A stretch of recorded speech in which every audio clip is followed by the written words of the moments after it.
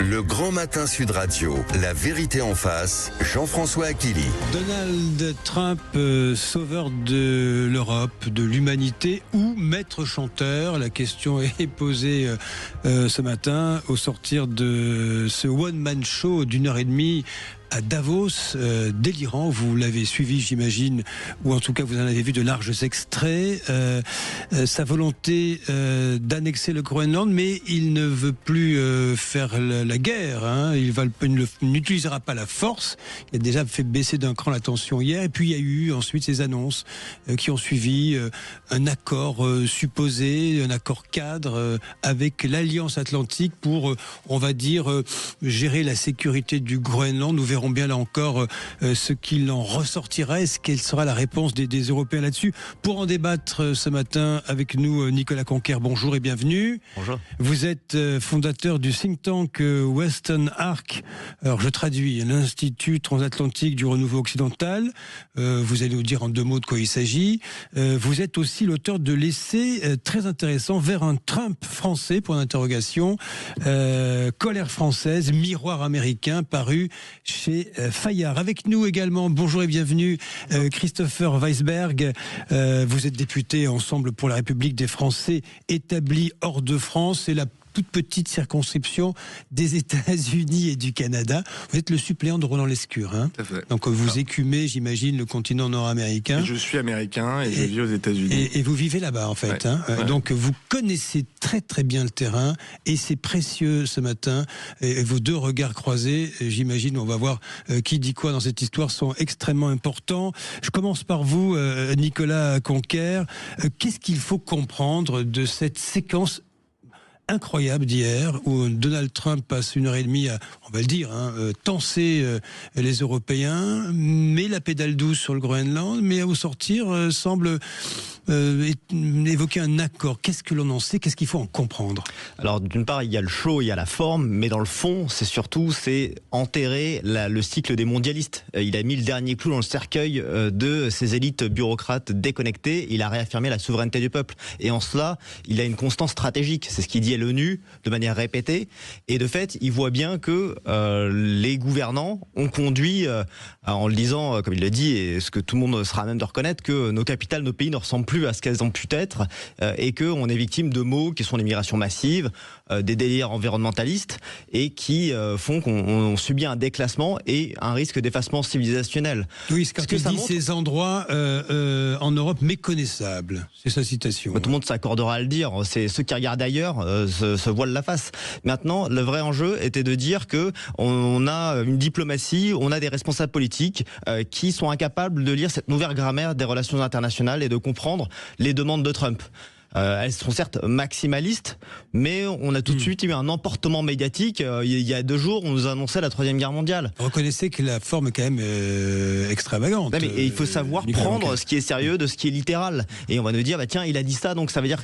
on a quand même 10 ans de Trumpisme, et donc que je présente notamment à travers mon livre, sur l'analyse tant de cette rhétorique que la capacité très américaine du show présidentiel pour donner quelques grilles de lecture et d'une certaine manière se détacher de la rhétorique des menaces qui sont véritablement à prendre avec sérieux. Christopher Weisberg, vous êtes en accord, en désaccord avec Nicolas Conquer, sa lecture de cette séquence? Je ne sais même pas de quoi vous parlez. Bon, évidemment, comme vous commentez un discours qui est un tissu de mensonges, d'un menteur pathologique, et que je pense que vous avez ce même agenda. Vous êtes aussi un acteur politique français. En fait, la réalité, vous êtes candidat sur une circonscription. Vous êtes candidat sur une circonscription française. Je suis candidat à rien, cher monsieur. Je suis dans le Conseil d'État pour lutter contre la censure institutionnelle. Vous venez de me traiter de menteur, donc ça commence bien.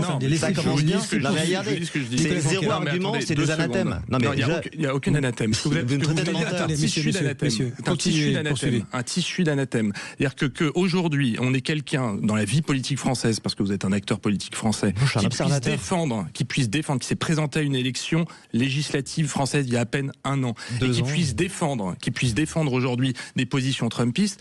Moi, c'est la seule chose qui m'inquiète, parce que sur le fond, évidemment, je suis en désaccord total avec ce qui vient d'être dit. C'est même bien pire que ça, c'est qu'on a une ingérence aujourd'hui de mouvements d'extrême droite MAGA des États-Unis vers la France, et ce monsieur en face de nous en est le symptôme. Alors je trouve ça très inquiétant, parce que ça montre qu'il y a une vraie poussée de ces idées dans notre pays, ce qui n'était absolument pas le cas il y a une dizaine d'années, et il faut absolument se présager, parce que la seule solution qu'il y a eu hier, dans un discours qui aujourd'hui est très difficile à commenter. Parce qu'encore une fois, vous avez bien vu que le président de la République, d'ailleurs, n'a pas essayé de commenter ce discours. On en a tiré 2 éléments positifs. Et c'est déjà ça, c'est qu'il n'y aura pas d'attaque militaire sur le Groenland. C'est un élément qui peut nous rassurer, mais enfin, on part de loin. Mais surtout que la guerre commerciale descend d'un ton. Et la guerre commerciale descend d'un ton pour une seule raison, c'est que Emmanuel Macron, avec d'autres chefs d'État européens, mais quand même en ayant pris un vrai leadership la veille à Davos, a posé des conditions très claires. Vous pensez que l'instrument anti-coercition aura fonctionné sur, exactement. Sur le président américain. C'est la seule chose qui fonctionne. Et j'y ajoute le dévissage des bourses américaines aussi, je pense a dû peut-être... C'est lié. Oui, c'est lié. C'est lié au bazooka qui a été donc dévalé. vous avez 2 visions du monde. Vous avez celle de quelqu'un qui en fait de l'entrisme trumpiste en France, et vous avez celle qui doit être la nôtre, c'est-à-dire une réaction très claire face des Européens, face à ce qui est une menace permanente des États-Unis. Nicolas Conquer. On se claque les bretelles et on se trouve des satisfactions qu'on peut. On voit que Emmanuel Macron était à contre-temps. Il a proposé des rendez-vous qui n'ont pas été honorés parce qu'il a cherché à imposer son agenda. Le gagnant de cette séquence, évidemment, Donald Trump, qui, à travers ses prises de position, a obtenu ce qui semble être un accord cadre sans volonté militariste. Qu'est-ce que c'est l'accord cadre ? Est-ce que vous pouvez au moins le décrire ? Quel est selon vous c'est en train d'être façonné, et de fait, il n'y a pas eu essentiellement l'emballement et l'engrenage qui avait été annoncé. On nous a annoncé pique-pendre, catastrophe industrielle, et encore une fois, ça montre encore une fois l'absence de prise en compte des enjeux et de surréaction et de surémotivité, parce que voilà, vous êtes encore une fois hors sol et qu'il n'y a pas. Qu'est-ce que vous êtes hors sol ? Moi, je suis dans l'observation. Vous me qualifiez d'acteur. Je ne suis pas un acteur. Vous êtes présenté à une élection législative en France. Vous êtes un acteur politique. C'était lors d'une discussion. Ça durait 3 semaines. Juste messieurs, je ne marque pas de pause, hein, mais sur ce que nous sommes en droit d'attendre, c'est l'accord cadre ou le cadre accord, vous dites-le dans le sens que vous voulez. Nous attendons de savoir ce qu'il y aura dedans. Est-ce que c'est une démultiplication des forces américaines sur le morceau de glace, comme dit Monsieur Trump, donc le Groenland, avec des accords militaires de protection, le bouclier, peu importe, nous verrons bien. Attendons de savoir ce qu'il y a dedans. Mark Rutte semblait plus prudent que M. Trump. Mark Rutte, c'est le secrétaire général de l'OTAN. De l'autre côté, et vous avez raison de le souligner, Christopher Weisberg, attendons de savoir ce que Emmanuel Macron et les autres dirigeants européens diront. Il y a un Conseil européen informel qui va se nouer, et nous verrons bien. Juste, Nicolas Conquer, est-ce que vous n'avez pas la sensation alors, est-ce que c'est une stratégie ? Donald Trump a frappé très fort, verbalement, en parlant d'annexion, coûte que coûte, de surtaxe des importations, et soudain ça s'appelle souffler le chaud et le froid, pour essayer ensuite de décrocher quelque chose qui serait plus à sa portée. Oui, c'est du pragmatisme, et je vais juger le résultat. Il a dit qu'il n'excluait rien. D'humiliation verbale, quand même, c'est avec des alliés. Oui, c'est de fait, il y a un enjeu stratégique, et encore une fois, on regarde ailleurs. Vous avez un personnel politique qui refuse de regarder le monde tel qu'il est et d'envisager les menaces parce qu'ils sont un logiciel qui est antidaté. Ils n'arrivent pas à comprendre les enjeux autour du cercle polaire. C'est faire alliance avec Donald Trump en Europe. De fait, on est leur plus ancien allié en cette année 250 ans. Ils devraient le sentir. De fait, plutôt que de refuser des alliances contre nature qui peuvent être promues vis-à-vis de la Chine, notamment. Selon vous, votre alternative, c'était de plier et de trouver un accord sur le Groenland avec Donald Trump sans menacer les États-Unis. C'est ça votre solution. C'est les conclusions de la note qu'on a produite avec notre institut, de renforcer une coopération transatlantique, d'identifier le Groenland et le cercle polaire arctique comme un carrefour stratégique, et de pouvoir sortir d'une dépendance dans laquelle les gouvernements que vous soutenez nous ont conduits vis-à-vis notamment de la Russie et notamment de la Chine. On rappelle qu'en Europe, on importe 98% de notre terre rare en provenance de Chine. C'est une erreur stratégique. Ils apportent combien de terres rares de Chine, l'enjeu, c'est d'en sortir de la dépendance. C'est de sortir de la dépendance. Aux États-Unis, ils importent combien de terres rares de Chine ? Suivez mon regard, allez voir du côté du Groenland. L'enjeu, c'est d'arriver à sortir de cette dépendance. On a quelqu'un qui nous explique qu'en fait, il faut donner aux États-Unis ce qu'ils veulent pour qu'ils puissent être moins dépendants de la Chine par rapport aux terres rares. Et vous avez un aveu du déni stratégique dans lequel vous avez monsieur. Vous êtes dans un déni stratégique. Non, mais vous êtes dans un déni. Excusez-moi, monsieur. Vous nous mettez. Enfin, on l'a dit. Vos conseils stratégiques, essayez d'abord d'expliquer quel est l'accord que nous proposait Donald Trump avant de nous parler de grands enjeux stratégiques que vous seriez censé connaître mieux que les autres. Messieurs, j'ai essayé de capter votre attention. Je vous posais une question très courte avec une réponse très courte parce que c'est la pause. Chacun de son côté. Donc vous, Nicolas Conquer, vous estimez qu'il faudrait que le Danemark cède le Groenland pleinement à Monsieur Trump aux États-Unis ou pas, ou un accord suffit? C'est pas du tout ce que je promeus, c'est que je suis pour une renforçant de cette coopération transatlantique et une sécurisation que le Danemark et nous-mêmes, nous n'avons pas les moyens d'assurer cette sécurité. De votre côté, du point de vue, je rappelle, vous êtes député Ensemble pour la République de la zone, vous pensez qu'il faut aller plus loin dans un partenariat ou on laisse les choses en l'état? Évidemment, on ne peut pas parler de partenariat. Ce serait une folie de parler de partenariat. Hier, la seule chose qui ne s'est pas produite, et on peut être heureux de cela, c'est que le président Trump est revenu en arrière parce qu'il y a une résistance européenne. C'est la seule chose. On ne va pas parler de partenariat, il faut être fou pour parler de partenariat. Est-ce qu'il faut que la situation du Groenland évolue dans les mois, les années qui viennent ou pas? C'est une question. Évidemment que non, c'est pas notre intérêt. Ça n'est évidemment pas notre intérêt. On parle d'un territoire qui est aujourd'hui l'équivalent d'un territoire d'outre-mer du Danemark, donc européen. Est-ce qu'on a envie aujourd'hui d'avoir un diktat des États-Unis sur ce territoire? Évidemment que non. Sauf quand on est un espion du Trumpisme en France, comme le monsieur en face de moi. Oh, vous allez répondre. Regardez, un élu qui fait ce genre d'anathème et d'accusation qui est très grave. C'est une absence d'argument. Et c'est encore une fois. Votre livre est le cas, c'est ce que vous venez de déclarer. Je suis un auteur, je suis un espion, mais voilà. Vous êtes un espion, Nicolas Conquer. Allez, gardez vos arguments, vous répondrez à ça juste après la pause. La vérité en face, Trump sauveur ou maître chanteur. À suivre, il est 9h44. Le Grand Matin Sud Radio, la vérité en face. Jean-François Akili. Allez, la vérité en face, c'est sur Trump.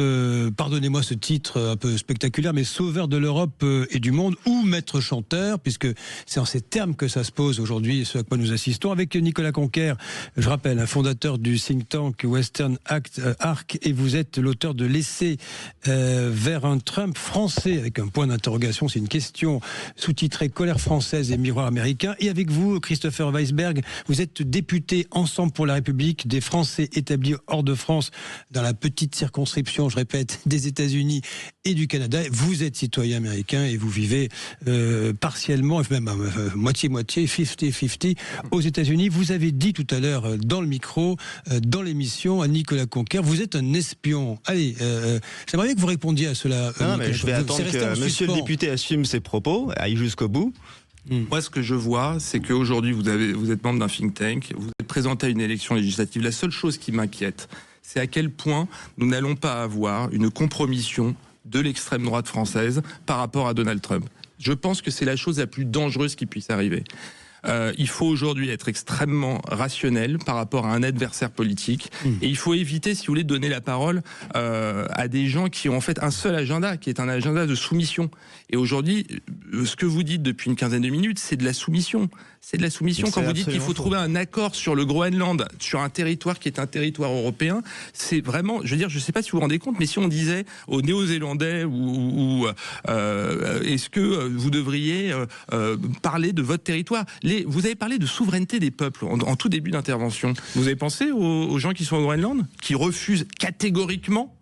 Et en fait, le vrai risque qu'on a de cet accord, c'est que les États-Unis prennent une partie du Groenland, laissent la partie où il y a des personnes qui y vivent, et prennent toute une partie pour récupérer des minerais. Et c'est ça le danger. On rappelle 57 000 habitants officiels. Ils ont perdu 100 000 ces dernières années, donc c'est montrer un peu la dynamique dans laquelle ils se situent. Encore le mépris de quelqu'un qui dit qu'ils étaient 100 000, maintenant ils sont 57 000. Je vais vous présenter, parce que donc moi-même, je suis binational, franco-américain, au même titre que vous, cher monsieur. Donc ces pseudo-soupçons de double allégeance ne tiennent pas. Je suis évidemment un souverainiste et très attaché à mon pays sous les couleurs desquelles j'ai servi. J'ai écrit un livre d'observation. Lequel Vous avez servi sur quel pays? Français. Ah d'accord. Ouais, d'accord. C'est pour ça que vous voulez un partenariat avec Donald Trump sur le Groenland. Mais comme il y a de l'OTAN, comme il y a des alliances transatlantiques, et comme je suis pour cette relation, certes qui a été tumultueuse, mais pour moi dans une phase de rapprochement, et je m'en réjouis, notamment dans cette année anniversaire du 250e anniversaire de l'indépendance américaine. Mais pardon, je vais laisser couper parce que je vois que vous avez trop pédalé après votre rhétorique très inquisitoire, imprécatoire, de me prêter des allégations que vous avez du mal à assumer publiquement, parce que évidemment ça c'est ni fondé ni quoi que ce soit.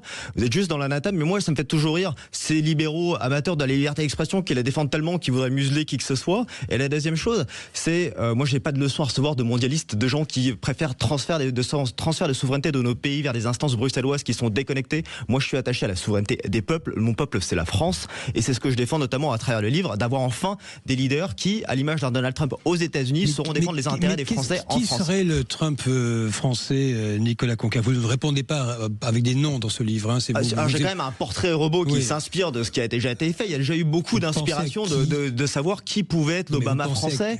Et de fait, j'établis un portrait, une anatomie, et derrière je vois ce qui pourrait être, se fondre dans nos institutions et quelle figure de synthèse pourrait émerger. On a beaucoup de talents qui soient à droite ou issus soit des institutions diverses et qui pourraient, avec un vent d'ouest, une dynamique qui n'est pas seulement ni américaine ni française, qui est tout à fait occidentale, sans doute tirer un trait de toutes ces fractures qui ont été générées par un mondialisme à outrance, un ultralibéralisme dont monsieur est le promoteur. Et vous pensez à qui, pardon d'insister? Non mais j'ai différentes figures qui peuvent venir de l'armée, des gens qui peuvent venir de l'enseignement, des gens qui sont issus.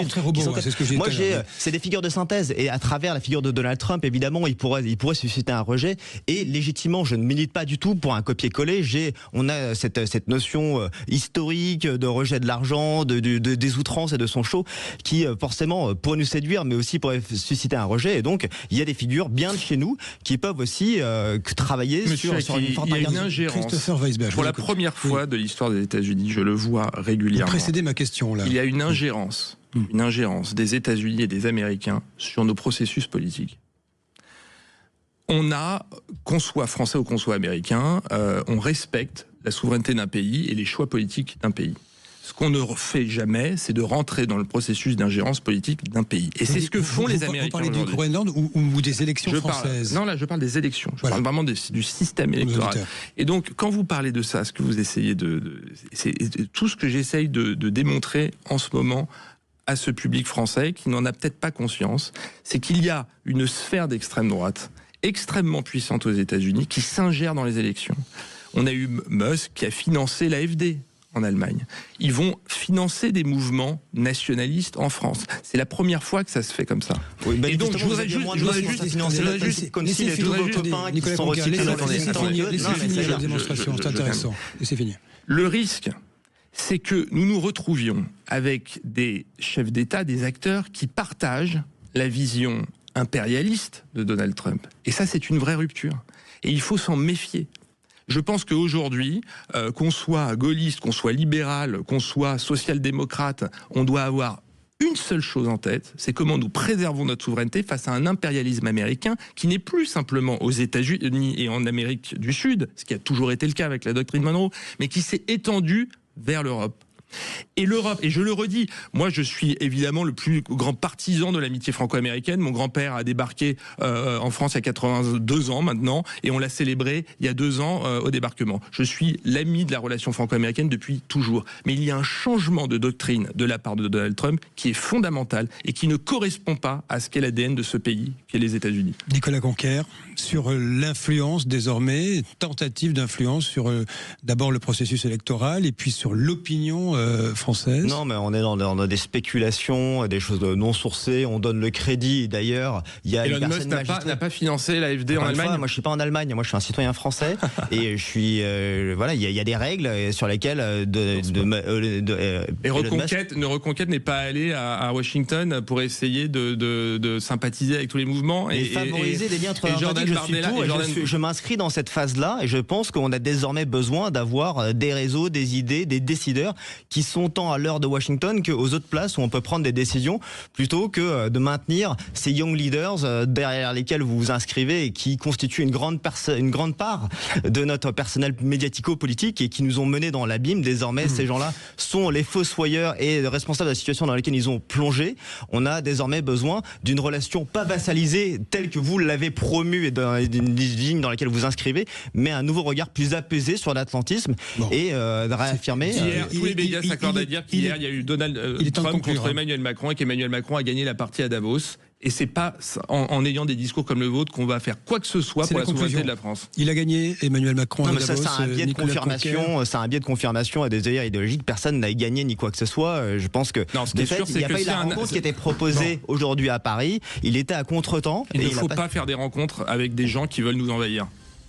Non mais t'imaginez, on fait des rencontres sur un agenda qui n'est pas celui de nous soumettre et de nous faire envahir. Mais personne n'envisage aucune invasion. Vous savez ce que vous avez lancé sur le Groenland, ça ne s'est pas produit. Vous avez faux sur tout. Sur quoi? Vous parlez d'un. Vous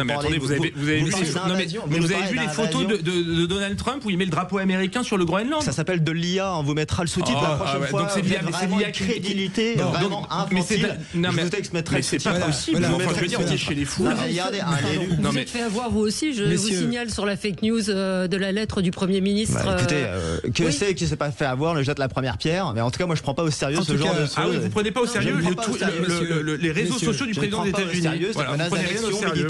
Messieurs, c'était donc, ça donne raison, contrairement à vous qui tentez sur toute la nuit. Messieurs, c'était donc la conclusion apaisée de ce débat entre vous, Nicolas Cancker et Christopher Weisberg. Quelque chose me dit que nous vous retrouverons pour y donner une suite, parce que nous ne savons toujours pas ce qui se passe en réalité.